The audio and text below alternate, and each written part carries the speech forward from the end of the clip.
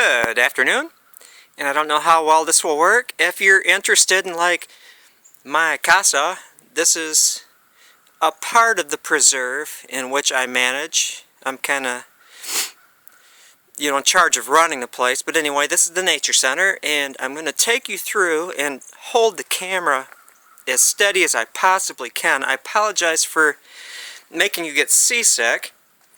But as you enter the nature center, and I'm about to close the door, so pardon any jerk of the camera. Go! You immediately, if you go to the left, space is a premium. It's hard to find space for stuff. And so of course we have the information on birds.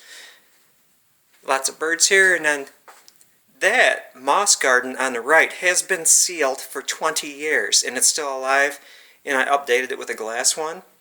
Moving right along. Medicinal plants. See that goofy little dandelion guy there? We compiled a list of medicinal plants in the preserve, and they're explained there. There's bunches of them. Everything from echinacea to, what's another one? Yarrow. That's one. Wike, Indian name for, say, sweet flag. And then Mother Nature's Pantry. So you flip through those cards and you can find pictures of the plants and a description of their use. Oh, look at that. These are all aromatics. Junipers, let's see, balsam fir, cedar, other things. And so the holes are punched in the lids of those so you can actually smell them. The direction, okay. This is our locale. Well, gotta have a brochure box. And then just random posters from the DNR and U.S. Fish and Wildlife Service. And those are place names of the area. Look at all that blue. I am lucky enough to live on a beach. Kind of the little Traverse Bay borders Lake Michigan. But anyway, a friend of mine, Simon Otto, one of the last members of the Midawin Society, medicine man, Odawa on one side, Ojibwe on the other. He actually did the language for those, translating them to Anishinaabe. And we're going up here, the Shawnigan spear, that long skinny thing. It's a reproduction made from spears that were found a long time ago, long before even humans were humans. So we go there, random cool stuff on that upper shelf, and then it goes down to atlatls, and you can see, if you are of sharp eye, there's a short sinew-backed ash bow and an arrow right up there.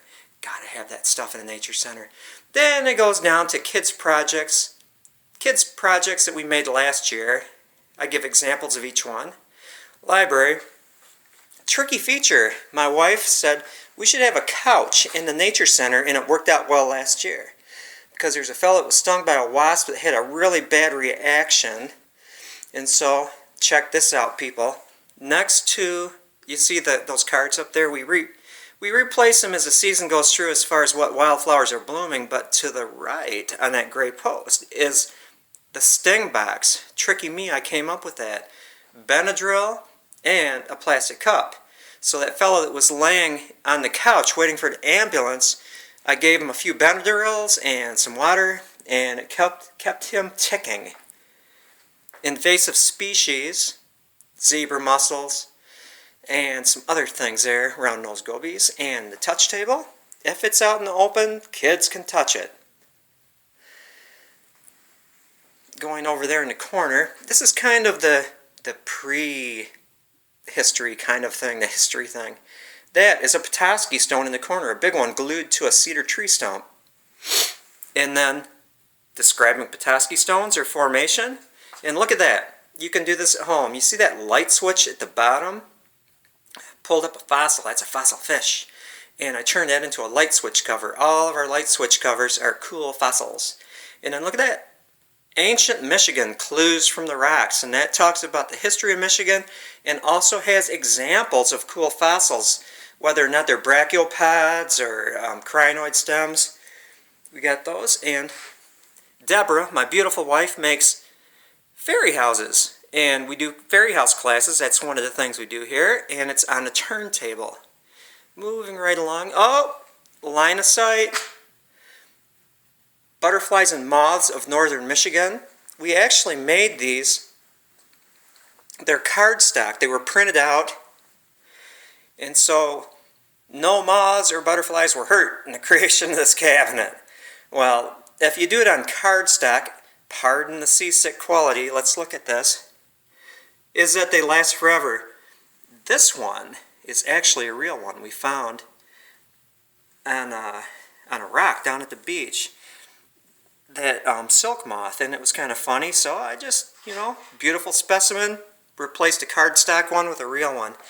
Pardon the seasick, going across here, skull cabinet, different skulls, different creatures. I want to expand this. I know a fellow that has an incredible skull collection, and hopefully I can include like 10 times that number of skulls, and you can arrange them. This is an example. North American raccoon, Procyon lotor, and Ursus americanus, the bear. If you were to check those out as far as like the dentition, eye orbits, nasal cavities, the raccoon is a miniature version of a black bear. Okay, I'm going to sweep. Prepare, hang on. There we go. This is kind of a general water kind of thing. I've got Michigan watersheds, Great Lakes Basin, and that blank space right down there, fill in every space, I'm going to have questions and answers to make, say, a simple poster display somewhat like interactive. And then that painting above there, my former wife painted that, very good artist. Now I'm going to sweep past this aquarium, which it's the spring, it's not filled in, we're going to have frogs in there. Butterfly displays. Okay, prepare to be awed. Look at that. Did you ever make a giant milkweed? Well, I have. That is a giant milkweed plant because we have a monarch display that, there's Michigan up there, yay Michigan! And it goes across there and explains using different generations of monarchs how they come to and from Mexico. And so this is a relatively new display regarding monarchs and their lifestyles. Going across there, hang on. There's bows, look at that. A bow to the right and a quiver to the left. Going down, hanging on those windows and on the sides are, from 2016, our class projects. I like to have examples of class projects. I am going to keep sweeping across here, but I'm going to do a fast turn. Nice chair for comfort so somebody can sit there and read and look out of that beautiful window. Hang on, I'm going to sweep. That weird shape that looks like a U is actually a miniature boardwalk. We have boardwalks here. And creatures that come through here go to the bathroom on it. So I've got fake rubber poop on there. And tracks of different animals. And that screen that is dark now, I have approximately 200 pictures over a week-long period. I dragged a dead deer that was hit by a car down to the beach, had a trail cam set up, so there's a series of photographs that go over a period of 7 days or more of all the animals that scavenged on that dead deer. And this is just basically, I took a list, there's 9 animals that were scavenging on that deer, have their picture, and they are shown on this, going down, hang on, track table. Those weird little brown things sitting in there have tracks from different animals, and little kids can make tracks in the sand. I'm about to sweep.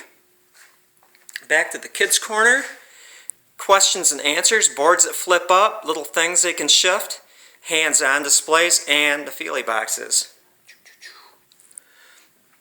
Okay, I'm sweeping.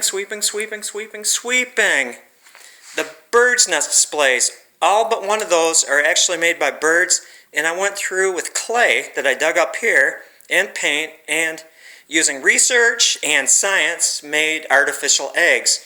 Going up there, those are the birds that are represented by those eggs. Birds. Great horned owl, snowy owl. Going down, that talks about the piping plover.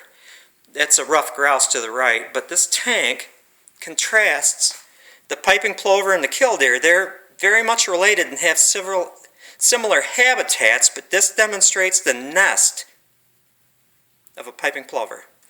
And then you see that I'm not going to flip it up because I have to use both hands, but if you flip up that thing that says whose nest is this, you'll see the answer coming right along.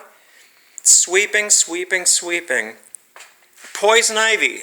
And it looks like my poison ivy in that tank is alive, and then I have different cards up there that explain about poison ivy, difference between bittersweet and grapevine, and also if you touch poison ivy, what to do about it. I'm going to sweep to the right now, folks. That's neat. That's an old red oak slab that was taken from a stump in Goodhart, Michigan, and then those little cards represent what happened at the time connected the strings to various growth rings and going down hemp display. Talking about hemp. I do believe that is about it. I am going to sweep up again. Tyrannosaurus Rex, snowy owl. Going across, I have nesting boxes. Examples of nesting boxes. Here we go. I have a tree in here, a birch that has various things hanging from it. Feeders that you can build at home with your grandchildren. And I'm going up, more paintings done by Jody Riggs, or Jody Eastop. She was Jody Riggs, my former wife. She's now enjoying Montana, having a great time, skiing. So that's all good. And that is about it. Thank you so much for bearing through this jerky introduction to Elizabeth Kennedy Nature Center, and like one of my favorite places in the world. I hope you can make it here. Email me. We'll get together. You can visit. I'll give you a tour. We can scrape some wood and make bows. And with that, I shall say thank you and goodbye.